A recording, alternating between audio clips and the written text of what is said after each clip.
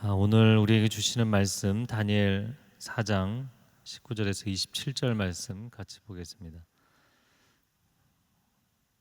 저와 여러분이 교독하겠습니다.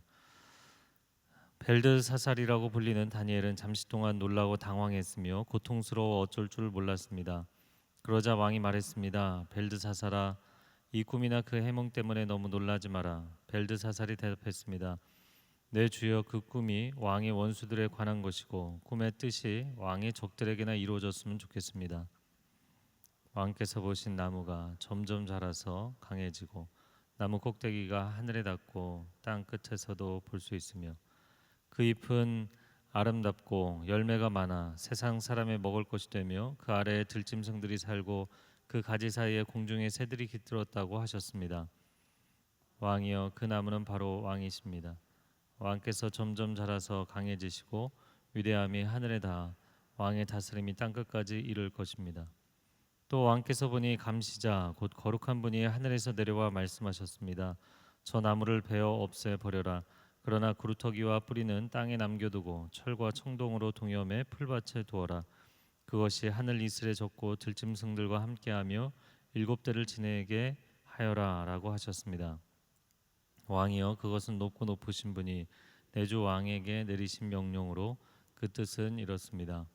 왕께서는 백성들에게 쫓겨나 들짐승과 함께 살며 소처럼 풀을 먹고 하늘 이슬에 젖게 되실 것입니다. 이렇게 7대를 지내고 나면 높고 높으신 분이 인간 나라를 다스리시고 누구든지 그분이 원하는 사람에게 그 나라를 주신다는 것을 왕이 알게 될 것입니다. 또 그들이 나무 그루터기와 뿌리를 남겨놓으라고 명령하였습니다. 왕이 하나님께서 세상을 다스리신다는 것을 깨달은 다음에 왕의 나라가 굳게 설 것입니다. 함께 읽겠습니다. 그러므로 왕이여, 부디 내 말을 받아 주십시오. 죄를 끊고 의의를 행하며 가난한 사람에게 자비를 베풀어 죄악을 벗어 버리십시오. 그러면 혹시 왕이 오래도록 계속 잘 살게 될지 모르겠습니다. 아멘. 네, 오늘 말씀을 통해서 하나님의 지혜가 저와 여러분에게 임하기를 축복합니다. 다니엘서 4장에 어제는 이제 꿈이고 오늘은 이제 해몽 부분이죠. 내일은 구체적으로 사건이 일어나는 본문입니다. 자, 19절 말씀을 다시 한번 읽어보겠습니다. 벨드사살이라고 불리는 다니엘은 잠시 동안 놀라고 당황했으며 고통스러워 어쩔 줄 몰랐습니다. 그러자 왕이 말했습니다. 벨드사살아, 이 꿈이나 그 해몽 때문에 너무 놀라지 마라. 벨드사살이 대답했습니다. 내 주여, 그 꿈이 왕의 원수들에 관한 것이고 꿈의 뜻이 왕의 적들에게나 이루어졌으면 좋겠습니다. 다니엘이 그 꿈 이야기를 듣고 굉장히 충격을 받습니다. 느부갓네살 왕의 꿈을 들어보고 나서 그 꿈이 무엇을 의미하는지 바로 그 자리에서 알아들었기 때문입니다. 그것은 하나님이 그 왕을 낮추시고자 하는 하나님의 계획에 관한 것이었죠. 그래서 왕의 원수들이나 적들에게 그런 일이 일어났으면 좋겠습니다. 왕에게는 그런 일이 일어나지 않았으면 좋겠습니다. 그런 고백을 했던 것이죠. 자, 그래서 이 다니엘의 이 해몽 부분에 넘어가기 전에 다니엘이 가졌던 자신의 주군에 대한 진정성이에요. 충성심. 이방인 왕이잖아요. 그리고 다니엘이 난 여기서 굳이 출세할 생각이 없습니다. 나는 하나님께 충성하겠습니다. 그런 마음이 분명했던 사람이잖아요. 그런 다니엘이지만 하나님께서 그를 세워두신 자리, 이방인 주군에 대해서 아주 진심의 충성심을 보였다는 거죠. 자, 크리스찬들이 세상이라는 일터에서 일할 때 어떤 마음가짐으로 일하는가? 지난 주일 설교 때도 좀 나눴던 것인데요. 에베소서 6장 5절 말씀에 종들아, 두려워하고 떨며 성실한 마음으로 육체의 상전에게 순종하기를 그리스도께 하듯 하라. 이렇게 돼 있어요. 자, 하나님께서 세상에 세우신 질서, 모든 그 수평적인 질서뿐만 아니라 수직적인 질서도 하나님이 세우신 질서입니다. 그래서 위에 세운 권세도 하나님이 세우지 않으시면 존재할 수 없다. 하나님의 말씀이죠. 그래서 이방인이고 그리고 이 느부갓네살은 또 예루살렘 남유다를 무너뜨린 장본이기도 하고 또 그가 교만해서 때로는 폭군의 모습을 보일 때도 있었죠. 그럼에도 불구하고 다니엘이 진심이었다는 거예요. 여러분은 어떠신가요? 여러분은? 근데 성경의 인물들을 보면 다니엘이 이 부분뿐만 아니라 이제 뒷부분에 그 사자굴에 모함을 받아서 들어갈 때도 보면 페르시아의 다리오인가요? 이게 나이가 많은 왕이었죠. 그런데 이 정치적인 원한 관계라는 거를 그 미워하는 사람들이 공격한 것이라는 걸 너무나 잘 알았어요. 그래서 왕이 이른 아침에 찾아와서 하나님의 사람 다니엘아, 너가 괜찮으냐? 그러니까 다니엘이 그렇게 죽은들의 마음을 살 정도로 굉장한 충성심을 보였다라는 거예요. 우리가 느헤미야를 다 보았지만 이 사람도 뭐 신앙심이 정말 똑 부러지는 사람이잖아요. 그런데 거의 뭐 폭군이라고 역사상에 기록이 돼 있는 아닥사스다 왕에게 전적인 신뢰를 받았던 사람이에요. 그 정도로 충성을 한 사람입니다. 모르드게를 보면 우리가 모르드게나 다니엘은 첫 부분을 보면 약간 이렇게 반골기질처럼 보일 수도 있어요. 그러나 악인 하만에게는 불복했지만 자신의 주군의 생명을 지키기 위해서 아하수에로, 일반 역사에서는 크세르크세스라고 하죠. 이 아하수에로도 사실은 실패한 왕이거든요. 자신의 부친의 꿈을 이루어 보겠다고 부친도 사실은 그리스를 치러 갔다가 패전을 했는데 그 부친의 패전에 관한 역사적인 이야기가 마라톤이죠. 마라톤 들판에서 패전하고 이 그리스 사람이 달려와서 우리가 이겼다 이제 그 얘기를 하는 거잖아요. 페르시아로서는 이제 패전이었죠. 근데 그 아들이 아버지의 꿈을 이루겠다고 다시 원정길에 올랐다가 엄청난 실패를 하게 됩니다. 그리고 나서는 그가 정치적으로 계속해서 실정을 거듭하는 이야기가 사실은 에스더서의 배경이에요. 그렇지만 그런 아하수에로의 생명을 지키겠다고 암살 음모를 고발하는 충성심을 보였죠. 자, 다니엘도 오늘 본문에 마찬가지입니다. 여러분 일터에서 하나님이 여러분을 세우신 자리, 내가 저런 리더를 섬겨야 되나? 절대로 그렇게 생각하지 마시고 하나님께 세우신 그 자리에서 충성을 다하시기를 바랍니다. 사람에 대해서 그 사람을 하나님이 칭찬하시고 그 사람을 징계하시는 건 하나님이 하시는 일이라는 거예요. 그 성경의 일관된 고백입니다. 당신의 호의호식을 위해서 승진을 위해서 그걸 하라고 얘기하지 않아요. 성경은 인생의 주관자, 역사의 주관자는 하나님이시다라는 거예요. 당신이 분명한 그 고백이 있다면 이방인에게도 안 믿는 사람에게도 때로는 폭군이어도 그 자리에서 하나님이 주신 자리에서 최선을 다할 수 있다. 충성을 다할 수 있다. 이거는 사무엘이 엘리를 섬긴 것도 마찬가지고 다윗이 사울 왕을 섬긴 것도 마찬가지예요. 다 똑같은 패턴입니다. 네, 아무도 아멘이 없으시지만 아멘으로 받으신 줄 알겠습니다. 자, 20절부터 이제 왕의 꿈에 대한 해몽이죠.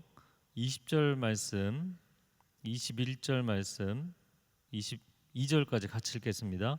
왕께서 보신 나무가 점점 자라서 강해지고 나무 꼭대기가 하늘에 닿고 땅 끝에서도 볼 수 있으며 그 잎은 아름답고 열매가 많아 세상 사람의 먹을 것이 되며 그 아래에 들짐승들이 살고 그 가지 사이에 공중에 새들이 깃들었다고 하셨습니다. 왕이여, 그 나무는 바로 왕이십니다. 왕께서 점점 자라서 강해지시고 위대함이 하늘에 닿아 왕의 다스림이 땅 끝까지 이를 것입니다. 네, 뭐 이때가 이집트 원정을 가기 전이 아니었나 싶습니다. 이 나무가 더 커진다, 그 영향력이 온 세계를 덮게 된다라는 이야기를 봐서는 그 시점이 아닐까 싶어요. 환상 중에 본 나무는 느부갓네살 왕이다 이렇게 돼 있어요. 성경은 인생을 나무에 많이 비유합니다.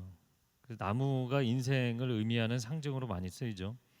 우리 대표적으로 잘 아는 시편 1편 3절에는 하나님을 경외하는 의인에 대해서 시냇가에 심은 나무다 이렇게 표현하죠.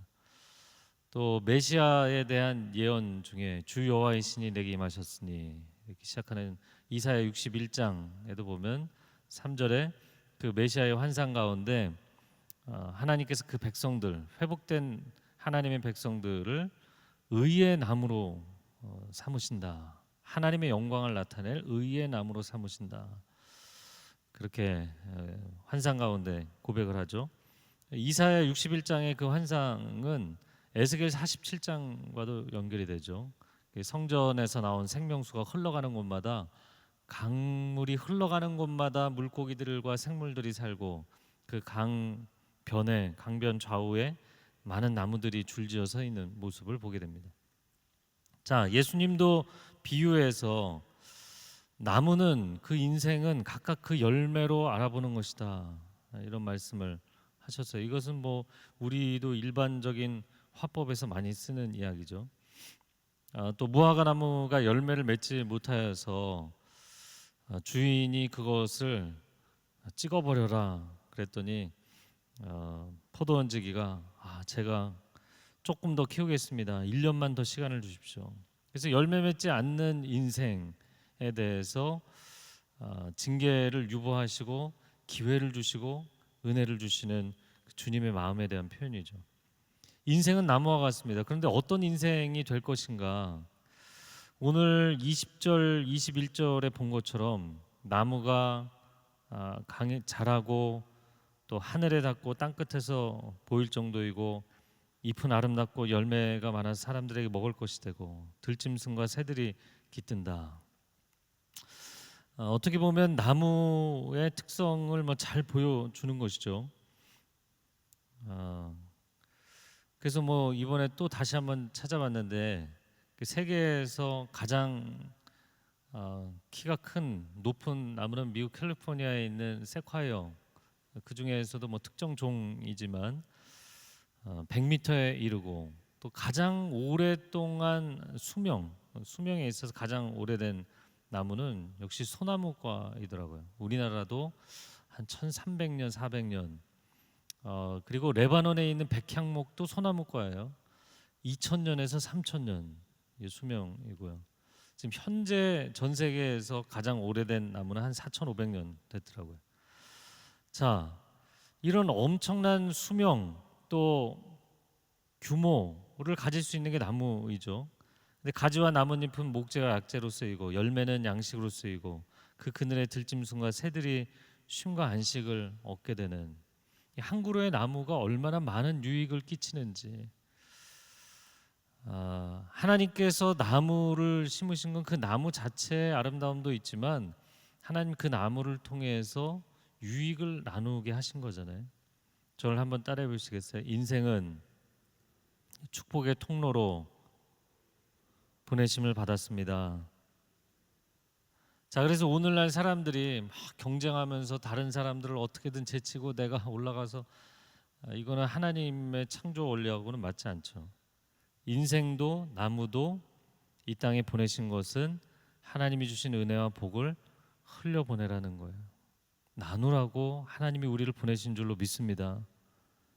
그런 존재로 우리를 세우신 거예요. 그러니까 우리가 찬양할 때 당신은 사랑받기에 태어난 사람, 맞는 얘기죠. 사랑받기 위해 태어난 사람인데 그 노래를 왜 이렇게 은혜롭게 부를까요?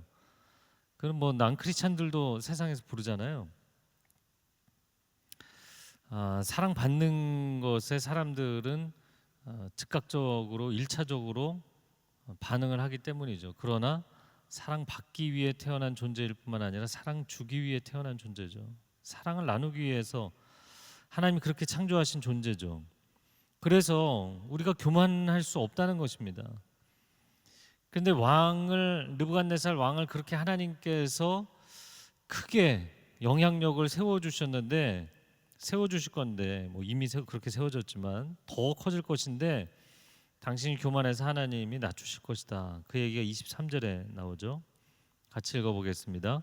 또 왕께서 보니 감시자 곧 거룩한 분이 하늘에서 내려와 말씀하셨습니다. 저 나무를 베어 없애버려라. 그러나 그루터기와 뿌리는 땅에 남겨두고 철과 청동으로 동여매 풀밭에 두어라. 그것이 하늘 이슬에 젖고 들짐승들과 함께하며 7대를 지내게 하여라. 나무가 아무리 그런 그 많은 복을 나누고 유익을 주고 큰 영향력을 갖는다 할지라도 이 나무와 같은 인생이 교만하지 말 것은 그 나무를 심으신 분이 있고 그 나무를 언제든지 베어낼 수 있는 결정을 하실 수 있는 분이 있다는 거예요. 나무의 수명은 굉장히 영속적이죠. 뭐 특별한 일이 일어나지 않는 한 굉장히 오랜 시간 잘 변화를 우리가 느끼지 못해서 그렇지 계속해서 성장하며 오랜 시간 수명을 유지하죠. 그러나 그 나무를 심으신 분이 있고 그 나무를 베실 수 있는 분이 있다라는 거예요. 이거를 까먹지 말라는 거죠. 인생은 하루하루가 당연하게 주어지는 것 같잖아요. 내일 몇 시에 일어나야지. 뭐 당연하게 생각하잖아요. 내일 내가 못 일어나면 어떡하지? 이런 생각하는 사람 있나요? 할렐루야. 아마 그런 생각하신 분은 없을 거예요. 내가 막 못 일어날 것 같아서 두렵고 이거는 뭐 극도의 불안증이 있는 분들 아니고는 그런 생각 할 리가 없어요. 당연히 내일이 온다 이렇게 생각하는데 당연한 게 아니죠. 하나님의 은혜로 오늘이 주어진 줄로 믿습니다. 은혜이거든요. 그러니까 나무라는 존재도 굉장히 의존적인 존재잖아요. 하나님께서 생명의 햇빛과 담비, 물을 공급해 주시지 않으면 나무가 어떻게 살겠어요? 말라 비틀어지는 거죠. 그리고 주인이 그것을 베기로 결정하면 그것으로 끝인 거죠. 인생도 마찬가지죠. 하나님이 하루에 호흡을 주시고 거동할 수 있는 힘을 주시고 활동할 수 있는 지혜를 주시니까 우리가 살아가는 것이죠. 그래서 인생은 기본적으로 하나님께 의지하는 의존적인 존재입니다. 세상에서 이제 사회화 과정이라고 하는데 우리가 한 아이를 이렇게 양육해서 학교 교육도 시키고 뭐 가정 교육도 시키고 해서 뭐 대학도 보내고 직장도 갖게 하고 결혼도 시키고 이게 다 무슨 과정이냐면 이제 그만 부모를 의지하고 너가 알아서 독립해라. 사회화 과정은 독립의 과정이거든요. 근데 독립의 과정을 걷다 보면 우리가 아주 근본적인 인생의 원리를 망각하게 되는데 나는 평생을 하나님께 의지하는 존재일 수밖에 없다는 것. 그리고 그것이 마땅할 뿐만 아니라 그것을 감사하고 기뻐해야 된다는 것. 이거를 사람이 자꾸 망각하게 돼 있어요. 그래서 마치 내 힘으로 내가 공부한 것 같고 뭐 내 지혜로 내가 사업한 것 같고 이런 어리석음에 빠진다고요. 그러니까 느부갓네살 왕 같이 거대한 제국, 거대한 이 환상적인 도시를 세운 사람들이 얼마나 그런 생각에 착각에 많이 빠지겠어요. 내가 한 것이다 이런 생각하는 거죠. 여러분 오늘 하루를 살아갈 때 오직 하나님을 의지하며 살아가는 삶이 되시기를 바랍니다. 그러나 감사한 것은 그루터기와 뿌리를 남겨두신다. 이건 이사야 6장에도 나오는 말씀이죠. 하나님께서 하나님 백성들을 징계하시지만 그 땅에 그루터기를 남겨두신다. 여러분 나무가 뭐 밑둥만 남겨두고 완전히 다 잘린다. 수십 년 된 뭐 수백 년 된 나무를 그렇게 베어버리면 얼마나 허무하겠어요. 그러나 그 밑둥에서 완전히 죽은 것 같아 보이지만 다시 생명이 자라잖아요. 그렇게 하나님께서 회복하신다. 완전히 절망인 것 같지만 거기서도 하나님은 생명의 역사를 일으키실 수 있다는 거예요. 그러니까 하나님은 생사화복을 주관하시는 생명의 주관자이신 줄로 믿습니다. 27절 마지막 절 같이 읽어볼까요? 시작. 그러므로 왕이여 부디 내 말을 받아 주십시오. 죄를 끊고 의의를 행하며 가난한 사람에게 자비를 베풀어 죄악을 벗어버리십시오. 그러면 혹시 왕이 오래도록 계속 잘 살게 될지 모르겠습니다. 혹시나 다니엘이 그 꿈을 해몽한 이후에도 안타까운 거예요. 혹시나 왕이 그 계획을 비껴나갈 수만 있다면 그런 마음으로 항상 겸손하게 사십시오. 항상 자기 자신을 돌아보며 사십시오. 옷깃을 여미며 사십시오. 얘기를 하는 거죠. 여러분, 오늘 하루 어떤 상황에서도 경거망동하지 마시기 바랍니다. 어떤 상황에서도 내가 갑의 자리에 있다고 생각되는 순간에도 절대로 갑의 횡포를 하지 마시기 바랍니다. 제가 이렇게 아침에도 다시 묵상을 하면서 그런 생각을 했어요. 세상에서 가장 많이 하는 말 중에 하나가 자리가 사람을 만든다, 이런 표현이 있잖아요. 자리가 사람을 만든다. 맞는 얘기인가요? 뭐 맞는 얘기긴 합니다. 그래서 그 자리, 그 사람이 그 자리에 맞는 사람이냐라는 것도 중요하지만 자리에 사람을 올려놓으면 그 자리가 역할을 한다, 그런 의미죠. 그래서 이것은 우리 일상에서나 역사에서나 일리가 있는 얘기입니다. 자, 그런데 그것보다 더 근본적인 것도 봐야 되는 거죠. 그 자리를 만드신 분이 하나님이시고 그 자리에 올리시고 내리시는 분이 하나님이세요. 그러니까 결국에는 하나님이 사람을 만들어 가시는 거예요.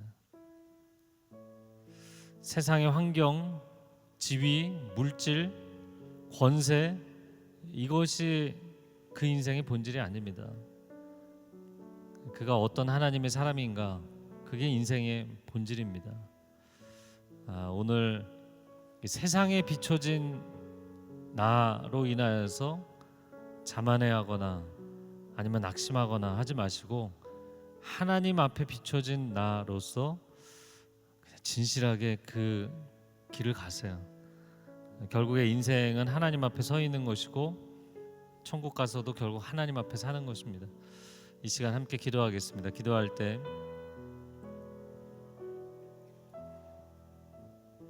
한 가지 기도하고 그리고 개인 기도하겠습니다.